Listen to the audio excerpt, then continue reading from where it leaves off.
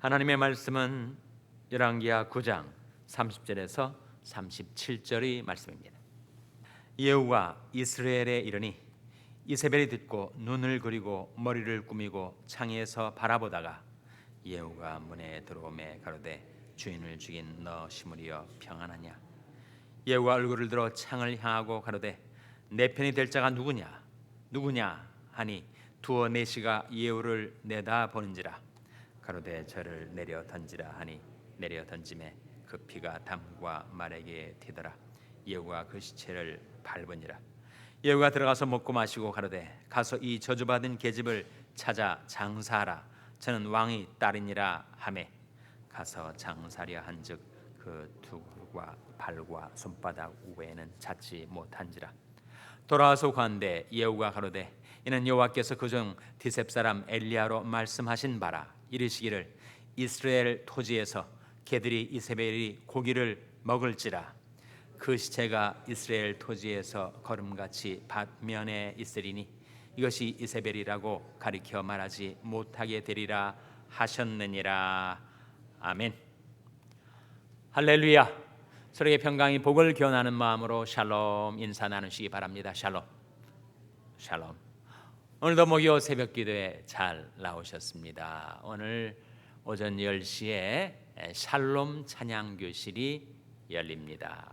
신상희 목사님이 인도하는 샬롬 찬양 교실이 오전 10시부터 1시간 동안 진행이 되는데, 찬송을 배우려 하시는 분들, 찬송을 부르려 하시는 분들, 찬송을 통해서 기쁨과 힘을 얻으려 하시는 분들은 매주 목요일 오전 10시에 소예배실, 우리 북쪽 복도에 있는 성가대실 중에 하나가 소예배실인데 나오셔서 은혜를 받으시기를 바랍니다. 오늘 본 말씀은 이세벨의 최후를 보여주고 있어요. 이세벨의 최후. 이세벨은 누구의 아내였었죠? 이세벨은 누구의 아내였습니까? 아합 왕의 아내였죠. 왕후, 왕비였습니다. 이세벨이 정말 처참한, 비참한 최후를 맞이하게 되는데, 이세벨의 죽음을 재촉했었던 것은 바로 예후, 새로운 이스라엘의 왕이 되었던 예후를 통해서죠. 예후는 먼저 이세벨이 죽기 전에 그의 아들을 죽입니다. 요람을 활을 쏴서 그 활이 두 어깨 사이에 명중을 해서 염통을 뚫고 즉사를 하게 만들었죠. 그리고 악인과의 교제를 계속하던 아시아 유다 왕도 결국은 예후에게 죽임을 당합니다. 그러니까 두 왕을 쳐 죽인 예후가 얼마나 기세등등한 상태로 지금 이세벨에게 나타난 거예요. 이미 그의 남편이었던 아방은 죽었고 그 아들이 왕이 되었었는데, 그 아들이 이름이 뭐였죠? 아들의 이름이 바로 요람이었단 말이죠. 그러니까 자기 아들 요람 왕이 예후에게 죽임을 당한 것을, 그 기별을 듣고 지금 예후와 맞닥뜨리게 되는 것입니다. 30절 말씀해 보시면 예후가 이스라엘에 이르니 이세벨이 듣고 눈을 그리고 머리를 꾸미고 창에서 바라보다가, 이세벨이 이 모습, 이 동작의 의미가 무엇일까요? 왜 예후가 온다는 소식을 듣고 눈을 그리고 머리를 꾸미고 창에서 바라봤을까요? 혹자는 그것이 예후를 유혹하려고 추파를 던지고 유혹하려고 했었다라고 해석하기도 하지만 바른 해석은 아닐 것입니다. 그것은 자기의 최후가 다가온 것을 알고 내가 죽더라도 왕의 채통을 잃지 않고 죽겠다, 그렇게 화장을 하는 거죠. 눈을 그리고 머리를 꾸미고 창에서 바라보다가 예후가 문에 들어오매 그를 향하여 온갖 비난과 욕설을 퍼붓습니다. 주인을 죽인 너 시므리여 평안하냐? 네가 반역을 꾀하고 평안하겠느냐라고 악담을 시작하고 있었습니다. 거기에 대한 예후는 아무런 대답을 하지 않아요. 아무런 응답을 하지 않고 예후가 얼굴을 들어 그런 궁궐 높은 곳에서 내려다보던 예후, 그 이세벨 쪽을 향해서 얼굴을 들어서 이렇게 말을 합니다. 이세벨에 대해서 대답을 하는 것이 아니라 내 편이 될 자가 누구냐 그랬더니 두어 넷이가 그 위에서 예후를 내다보고 있었어요. 그때 예후가 그 넷이들을 향하여 명령을 내립니다. 저를, 즉 이세벨을 내려 던지라 하니 그 높은 데서 이세벨을 창문 밖으로 내 던집니다. 그래서 그렇게 추락한 이세벨이 피가 담과 말에게 튀어 버린 거예요. 예후가 그 시체를 밟으니라. 그러니까 예후가 정말 잔혹할 정도로, 냉혹할 정도로 정말 냉혈한처럼 여겨지죠. 두 왕 인정사정 보지 않습니다. 그리고 남아있던 그 아합 왕가의 이세벨까지 이렇게 처참하게 죽임을 당하게 한 거죠. 예후가 들어가서 먹고 마시고 가라되 가서 이 저주받은 계집을 찾아 장사하라. 저는 왕의 딸이니라. 시체를 밟고 피가 흥건하게 그 발에 묻었을 텐데 상관하지 않고 들어가서 먹고 마시다가 생각이 났어요. 이 저주받은 계집 누구를 가리켰습니까? 물론 이세벨을 가리키죠. 이세벨을 찾아 장사라. 그래도 그가 왕의 딸이 아니었던가, 왕후가 아니었던가.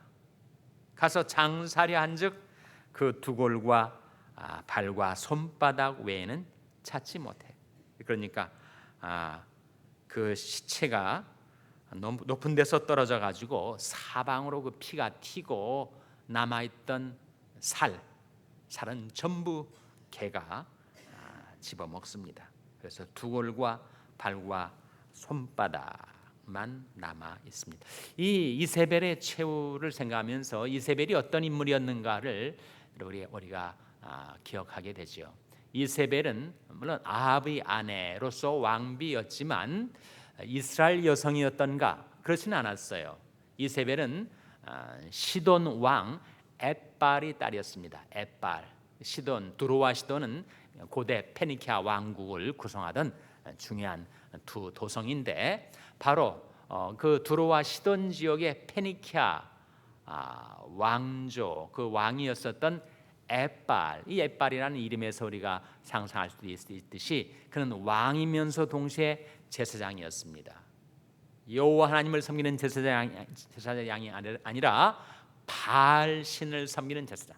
그래서 자기 이름 속에 바알이 들어가 있어요. 엣발이라고 하는 그 시돈 나라의 왕겸 제사장이었던 그 엣발이 딸이었어요. 근데 오므리는 아합의 아버지인데, 그래서 오므리 왕조라고 하지 않습니까? 이 오므리 왕조의 최후를 오늘 본문 말씀에서 보는데, 오므리 왕조는 4명의 왕으로 구성이 되어 있어요. 한 다이너스티, 왕조가 몇 명의 왕씩 대를 이어가면서 왕에 등극을 하죠. 그래서 첫 왕조의 첫 왕이 오므리고, 오므리 아들이 아합이고, 아합의 아들이 아시아였고, 그래서 왕이 되었습니다만 아시아가 아들이 없자 그 아들 대신 자기 형제였던 요람이 왕이 된 겁니다. 그러니까 그 오므리 왕조는 4명의 왕으로 구성이 되어 있고 3명의 세대, 오므리 그리고 아합, 그 다음에 아시아 요람이라는 같은 세대의 두 왕들이 오므리 왕조를 구성하는데, 그 오므리라는 그 왕조의 시적격이었던 인물이 자기 아들 아합을 위해서 그 시돈 왕의 딸을 정략 결혼해서 며느리로 삼아요. 아합에게는 여호와 하나님에 대한 신앙이 그래도 남아 있었습니다.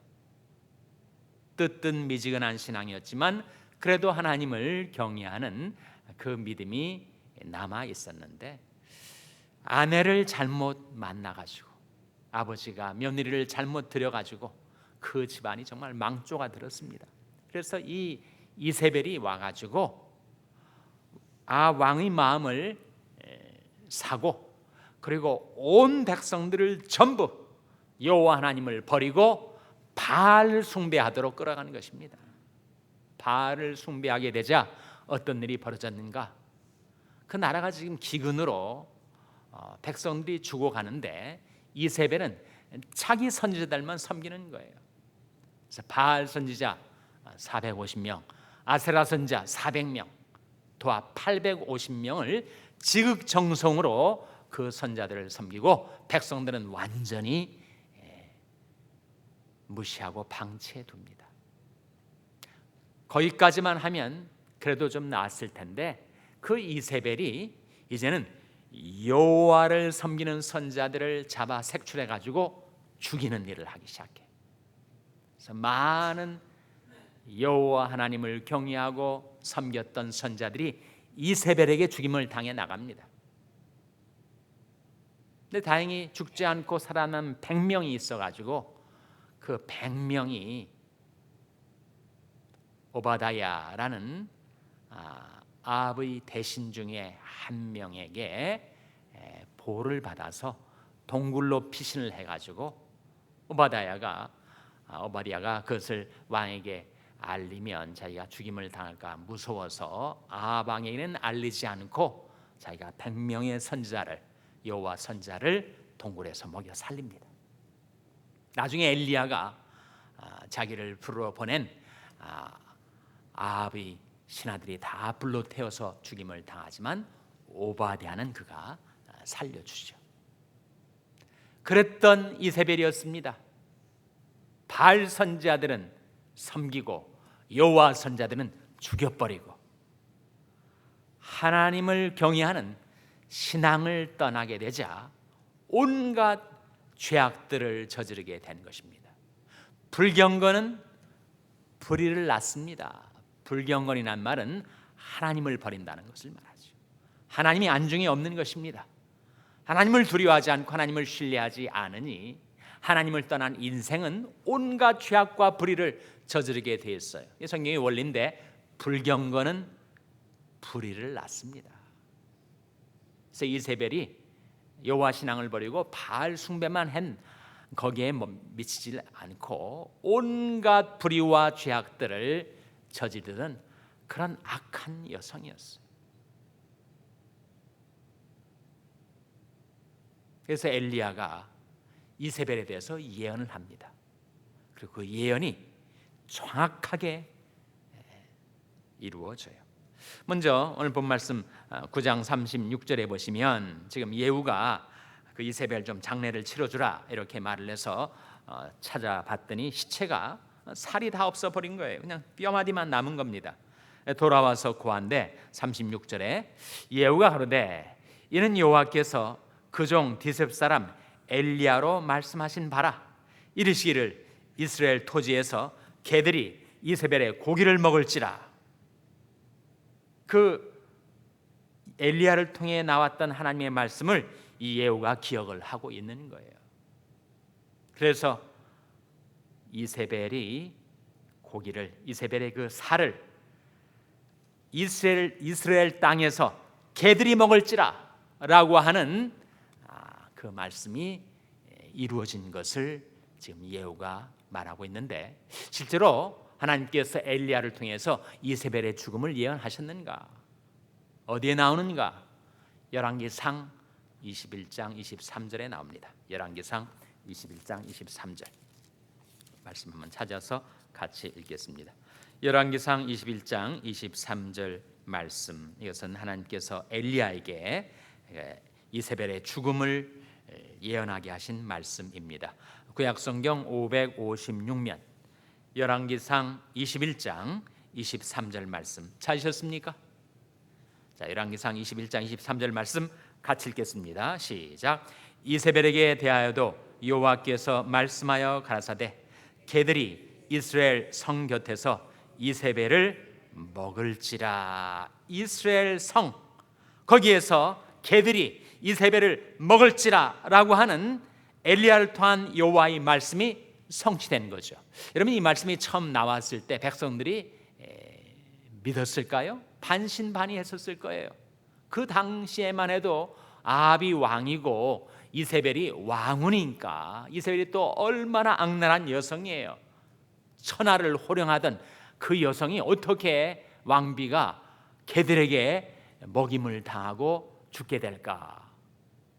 거의 실현 불가능하게 여기지 않았겠어요? 천하를 호령하던 그런 권세를 휘두르던 이세벨이 어떻게 죽어서 개들에게 먹히게 된다는 말인가? 그러나 하나님의 말씀이 그대로 이루어진 거죠. 여호와의 말씀에 내 입에서 나는 말도 헛되이 내게로 돌아오지 아니하고 나의 뜻을 이루며 나의 명하여 보낸 일에 형통하리라 하신 대로 그가 말씀하심에 이루었으며 명하심에 견고히 섰도다. 하나님의 말씀의 성취죠. 예언의 성취, 말씀대로 실현된 것입니다. 정말 이세벨 편에서는 그야말로 급전직하 아닙니까? 떨어져 죽는 모습도 그렇지만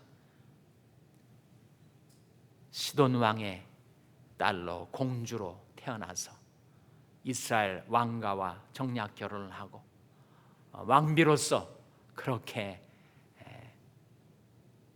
온갖 권세를 휘두르던 이 이세벨이 창문에서 떨어져서 급전직하 죽임을 당할 뿐만 아니라 그 시체도 형체를 찾아볼 수 없을 정도로 개들이 다 그 살을 먹어버리는 최후를 맞이한 이세벨.